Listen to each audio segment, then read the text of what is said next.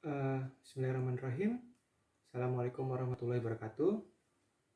Izinkan saya menceritakan tentang Learning Journal sebagai tugas Latsar Brin golongan 3 angkatan 4 tahun 2022. Pada agenda 2 ini kami mendapatkan pengampu. Beliau adalah Dr. Anda Asis Setiawati MAB yang akan membahas dan merangkum pokok-pokok agenda 2 yang materinya berfokus pada aktualisasi nilai-nilai dasar PNS tentunya dalam melakukan tugas jabatannya.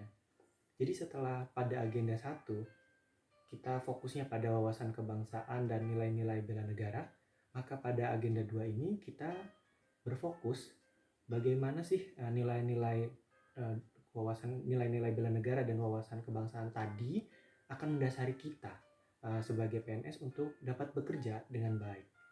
Jadi nilai-nilai atau dasar PNS atau core value akan dirangkum pada satu kata, yaitu adalah berakhlak. Berakhlak sendiri diterminologikan dengan bernya itu adalah berorientasi pada pelayanan, A-nya akuntabel, K-nya kompeten, H-nya harmonis, L-nya loyal, A-nya kemudian adaptif, dan terakhir K yang terakhir adalah kolaboratif. Jadi setelah kita berfokus pada kemarin adalah prinsip pelayanan publik yang sedikitnya ada 9 poin, yakni partisipatif, kemudian harus transparan, harus responsif, kemudian tidak diskriminatif, mudah juga murah, kemudian efektif juga efisien, juga accessible untuk semua kalangan masyarakat, kemudian akuntabel dan berkeadilan. Pada hari ini 6 Juli 2022 kita belajar tentang apa sih makna dibalik akuntabel pada kata berakhlak tersebut yang pertama. Jadi dalam pelaksanaan tugas PNS dan terhadap jabatannya, akuntabel itu didefinisikan dengan dapat melaksanakan tugas dengan jujur, tanggung jawab, cermat, disiplin, dan berintegritas tinggi. Tentunya juga tidak menyalahgunakan jabatan yang diamanahkan kepada personal PNS tersebut. Jadi tingkatan akuntabilitas itu bermula atau didasari dari tingkatan akuntabel personal, yaitu diri kita sendiri, kemudian individu, keluar, kemudian kelompok, kemudian akuntabel ini akan membentuk akuntabilitas organisasi, dan kemudian akuntabilitas organisasi ini akan membentuk akuntabilitas stakeholder, yang mana ini adalah kumpulan dari semua akuntabilitas.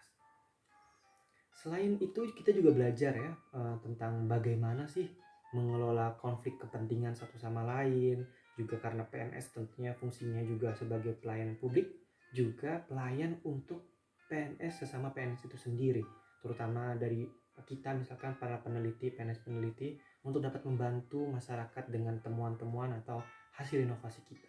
Kemudian kita juga diajarkan bagaimana sih adanya dinamika konflik kepentingan, yang kita diajarkan bagaimana tipe-tipe konflik kepentingan, apakah itu hal yang biasa atau harus diwaspadai.